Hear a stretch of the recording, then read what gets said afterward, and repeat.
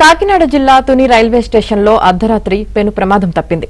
ప్రారంభమైన గూడ్స్ రైలు నుంచి 8 బోగీలు విడిపోయాయి.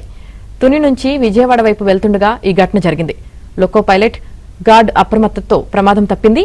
కప్లింగ్ లోపమే ప్రమాదానికి కారణమని రైల్వే సాంకేతిక సిబ్బంది ప్రాథమిక అంచనాకు వచ్చారు.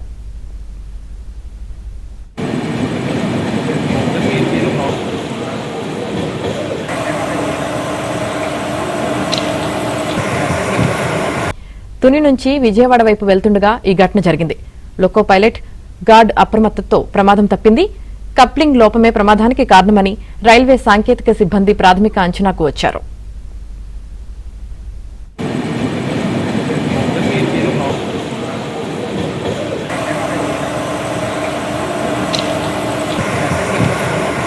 తుని నుంచి విజయవాడ వైపు వెళ్తుండగా ఈ ఘటన జరిగింది.